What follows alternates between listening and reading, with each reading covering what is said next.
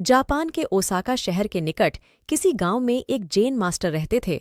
उनकी ख्याति पूरे देश में फैली हुई थी और दूर दूर से लोग उनसे मिलने और अपने समस्याओं का समाधान कराने आते थे। एक दिन की बात है, मास्टर अपने एक अनुयायी के साथ प्रातःकाल सैर कर रहे थे कि अचानक ही एक व्यक्ति उनके पास आया और उन्हें भला बुरा कहने लगा। उसने पहले मास्टर के लिए बहुत से अपशब्द कहे, पर बावजूद इसके मास्टर मुस्कुराते हुए चलते रहे। मास्टर को ऐसा करता देख वह व्यक्ति और भी क्रोधित हो गया और उनके पूर्वजों तक को अपमानित करने लगा, पर इसके बावजूद मास्टर मुस्कुराते हुए आगे बढ़ते रहे।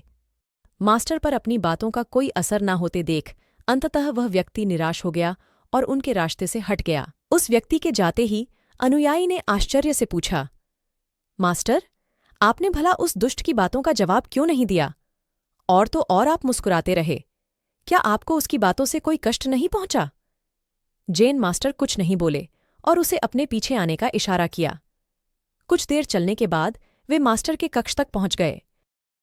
मास्टर बोले, तुम यहीं रुको, मैं अंदर से अभी आया। मास्टर कुछ देर बाद एक मैले कपड़े लेकर बाहर आए और उसे अनुयायी को थमाते हुए बोले, लो, अपने कपड़े उतारकर इन्हें धारण कर लो।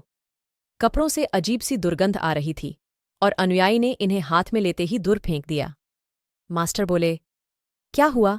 तुम इन मैले कपड़ों को ग्रहण नहीं कर सकते ना? इसी तरह मैं भी उस व्यक्ति द्वारा फेंके हुए अपशब्दों को नहीं ग्रहण कर सकता।